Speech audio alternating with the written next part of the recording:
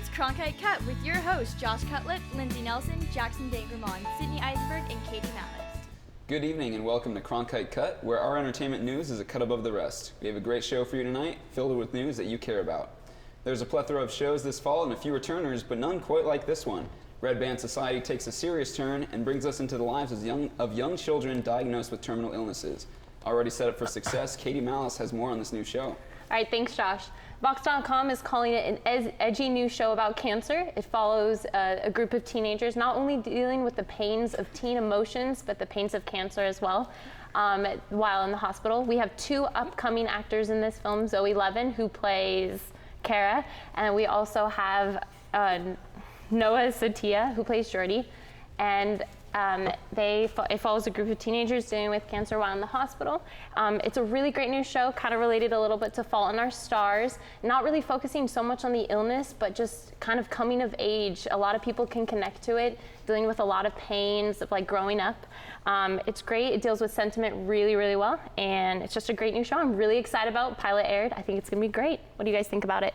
Oh, I think it sounds really fascinating. I think this is definitely where we're going, like you said, with The Fault in Our Stars. I think it's interesting that we're being so open into the whole hospital scene. We also had If I Stay, which just came out, which is all about a girl literally on the brink and deciding on whether or not to stay in this world or to move on with her family. But then comes the question, are we putting too much focus on young people dying? I know earlier it was, the vampire trend, and then before that there was a lot of different things. So now is it young death trend? Like, how far are we willing to push this for young people to be seeing? I think it's a red button topic that nobody wants to push, honestly. I don't think it's on the same caliber as, or better, vampires are on the same caliber as young death, but I do think it's something that does need to be addressed more and needs to be more open to the public. Did any of you guys see the new pilot? I did watch it, yeah. I thought it was great. Like I was saying, it deals with sentiment really, really well. Again, it doesn't really focus much on cancer, but it's focusing them as teenagers. And, it is something to kind of think about, that life can end at any moment, and you need to enjoy every moment that you have on this earth. And I really like it. I think the characters are really relatable. Yeah, definitely the new show looks great, and it's definitely on my list. Also on my list is the new iPhone 6. Jackson Dangermont has the latest on this hot commodity. Don't get bent, as many new iPhoners are worried about whether or not their pocket will be bending in their pockets. However, they do not have to be worrying about any government agency breathing down their neck. I think it's definitely important, especially because of how many stories we've heard recently about the people who are getting their phones hacked into, people who are losing all their photos, all their emails. It makes me personally feel a lot safer. Yeah, I'm gonna have to agree with Sydney on that one. I feel really great about the iPhone 6. I'm super excited about it. I did just get the iPhone 5S, so I will be having to wait a while for it, but I'm looking forward to it. I really am. Do you think this new security issue or new privacy policy is enough to get people to stop paying attention that their iPhones are now bending with every movement that they take? Oh no, I definitely think that's a red button issue, especially because we're paying so much money for all of this, and then it just bends as soon as we sit down. Definitely, if I were to be sitting down and I saw that my iPhone broke, it would not be a happy day in my house. What do y'all think? I don't know, I definitely, if I'm paying for this new phone, of course there are usually bugs or something, but if I'm paying for a new phone, I definitely don't want it bending in my pocket. I mean, I use it every day, so people get embarrassed when the screen's all cracked, and then now the phone's bent in half, so that's almost like... That can be a problem. Yeah, exactly, definitely. But, I think it's smart of Apple to protect its new software. One thing they're not protecting, though, is the cloud, which is back in the news. The recently leaked nude photos of celebrities are being seen in a new light. Lindsay, can you tell us a little more about this? Well, first of all, the coming out of all of these photos has started a new trend and a new website, which, first off, has an incredibly clever name. It's called Unfappened, and what it is people take the nudes that were posted of Jennifer Lawrence and so many others that were recently out, and they have put either funny, comical things or very interesting, beautiful drawings to cover up the pictures, and some of them are a little bit more exposed and some of them have more clothing on. But what it is an attempt to save the dignity of the women who were just horribly slandered in this event. And so my question is for y'all is to know if you think it's actually saving their dignity and holding on to that shred of it, or if it's just continuing this big joke of them in the media so exposed. I think that for the most part, they're not really trying to embarrass them by any sense. Like what happened in a sense. They're just trying to kind of, I think personally, like make themselves see like the public and like to have the public see them that it's not kind of a pornographic thing, that it, in a sense, it is art in a sense, but there we go. True, but do you think that an octopus being wrapped around Jennifer Lawrence with only a tentacle covering is, you know, art, or is it more of a awkward fetish waiting to happen? I think it's better than having Jennifer Lawrence's full breasts exposed. I think it's a way for the artists to create an art that's very unique to them while also protecting the dignity of these women who, out of the blue, just have their personal pictures stolen. And I think it's very different to see how the public actually coming together in order to protect these women and their rights rather than just blowing up the photos, putting them everywhere, and having them full explicit. Yeah, it definitely kind of puts it in a different perspective. Obviously, it's not the full nude photos, but there are things covering it up, and it's almost like, I don't know if it's necessarily like taking their dignity away from them, but just kind of putting a new like spin on things. So, I mean, it puts them back in the spotlight a little bit, but the Cloud obviously under some scrutiny with that. And then also going back to television, the new show Blackish is also under a little bit of scrutiny. Katie Malice also has that story. All right, so Blackish is a pretty new show. It's being compared to the Cosby Show as well. It's being called condescending, it's being called mortifying, offensive. It's receiving a lot of criticism, but it's also receiving a lot of praise. Personally, I'm not too excited about this show. I kind of find it like it's a little one-sided. It follows a community, a family that is living in a predominantly white neighborhood, and the dad is trying to kind of get his kids to focus on their morals. He's played by Anthony Anderson, actually a really great actor. And yeah, I'm not really too hip on this show. It's being called the next racial sitcom, so it's kind of out there. I think it's nice to see almost a different light put on racism. I know, especially with different things in the news, such as Ferguson shooting, it's kind of racism has been thrown back into the spotlight in a way that we don't want to see. And so I think through Blackish and through these types of shows, it's almost a way for people to not take it so seriously, but still reflect on it and be like, this is still an important issue that we need to fix. And that can be recognizing it through humor. I'm gonna have to disagree with you, Sydney. I think instead it's more of a continuation of just the huge separation between races that doesn't need to be there.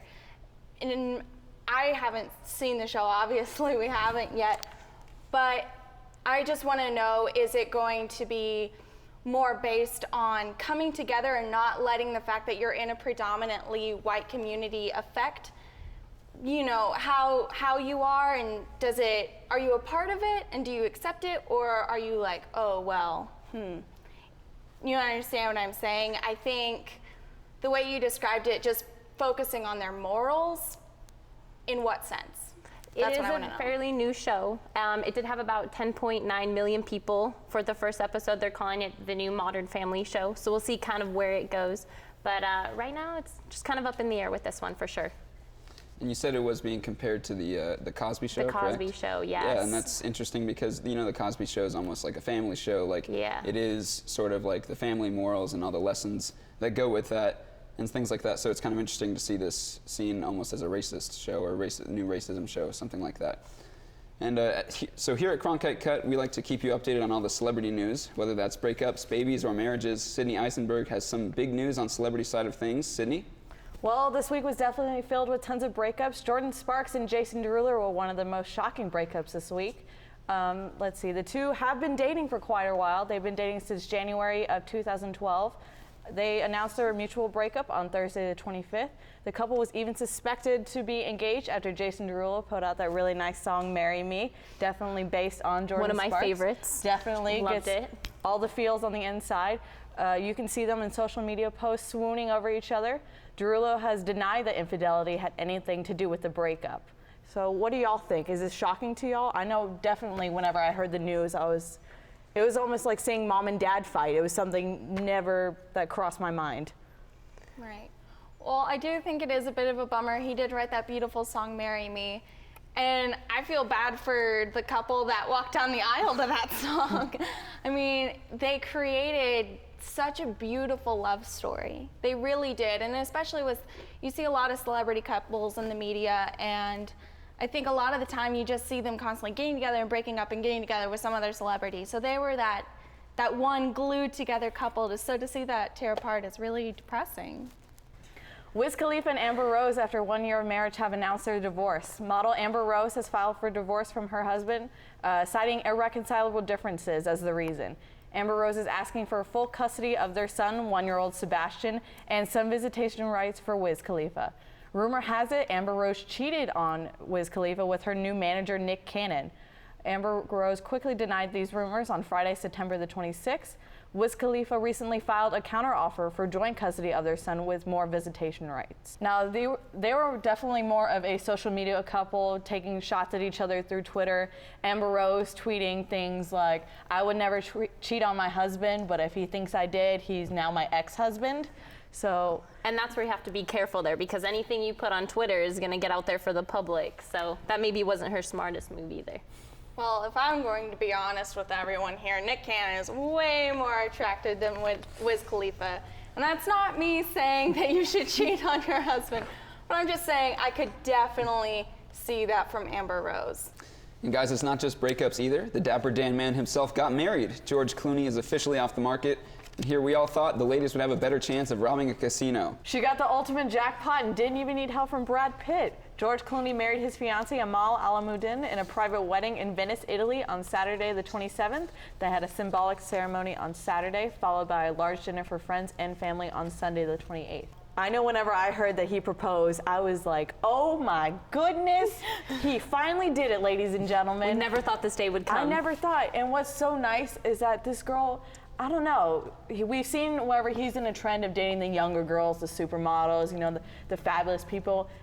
And this one is normal somewhat compared to everyone else. She's a human rights lawyer. She's fluent in, I believe, 3 languages. She's so well spoken if you've heard some of her interviews. And I just think this is definitely a match for him. What do y'all think?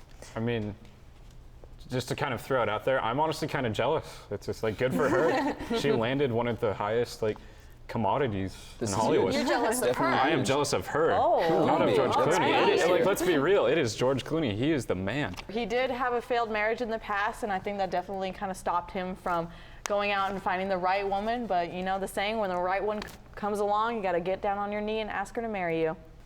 Well, for all of you rap and hip-hop fans out there who suddenly gain an interest in U2, we've got great news for you. Oh wait, I'm sorry, you aren't a U2 fan? Well, check your music on your iPhone and you tell me, because iTunes is giving you U2's new CD even if you didn't want it.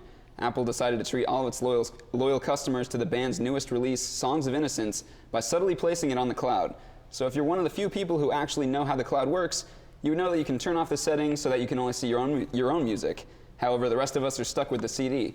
I'm not much of a fan myself, but how do you guys feel about this? I was excited for it. I mean, free CD, especially by U2, totally. As long as I don't have to go and pay the $1.29 per song or the $12.99 for the whole album, I think it's actually a really great treat that some bands should start doing more. I was just minding my business on a run one day, and then all of a sudden, I'm just shuffling through my playlist, and then boom, here comes Bono out of nowhere. I mean, it kind of took me by surprise, honestly. I'm not really sure what to think of it, but as long as I didn't have to pay for it, I am okay with it.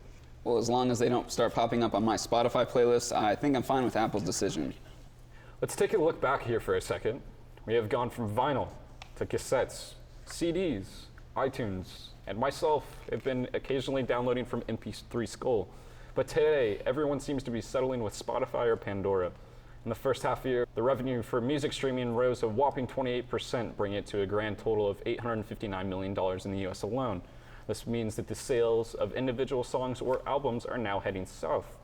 Are we heading towards a direction where we have to subscribe to listen to our favorite tune, or do you think it'll still be iTunes? You know, I definitely enjoy, it was always fun, you know, going and buying a new CD, you know, and like, especially like, I remember when Weezer was coming out with CDs, that was my favorite band. Just go over to a bookstore or something, grab the CD, and it just feels awesome. You listen to it on the way home, and instead, now we're like paying for like, oh, we can listen to all these different songs, but if, of course, you know, it's expensive, it's like a monthly fee, stuff like that. And then if we get the free version, we can't like skip as many times, so it's kind of frustrating, but I definitely like the CDs.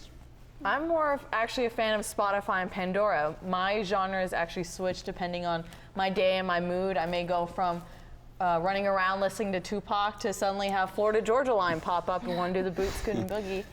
I think Spotify is really interesting and one of my favorites because it shows me different songs that I would have never thought of actually going and looking for, and through that I can then go to iTunes and just download it right onto my phone and then listen to it as much as I want. One high school in Los Angeles, California brought a new meaning to the words senior prank. I took to the streets to get a reaction on this clever t-shirt design. We are Pen 15. That's what the faculty at Peninsula High School in Los Angeles approved to be on a t-shirt for the senior class. I'll repeat that again. We are Pen 15. It doesn't sound bad, but when you write it down, well, I'll let you try that at home. So we're gonna go head on over to Taylor Mall and see what people think about this controversial t-shirt design.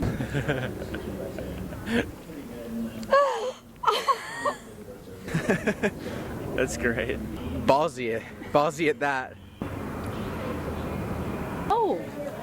I don't see a problem with it, frankly. I think that that's self-expression, and I think that I think it's artistic. I think it's beautiful. I mean, I probably wouldn't have approved it if I was on the faculty, but like that's the kind of thing I would have thought was hilarious in high school. And as a student, I can totally see like where they came from, like wanting to have that shirt. I just don't understand the faculty's point of view on it. For high school kids, probably not. Probably would not approve that. I probably wouldn't because like it took me a second to realize that was 15 because like I read it first and then I was like, it's the biggest around. oh gosh, that's so clever though. I'd buy it and like store it, but I wouldn't wear it or and stuff. I think it's awesome, and I totally would have done that in high school, and I would have worn it, and I probably would have done it last Tuesday and worn it today. So yeah. Well, that's it for tonight. I'm Josh Cutlip. Thank you for watching Cronkite Cut. Great show, everybody. What are we talking about? None of this is scripted. I need this. Producer.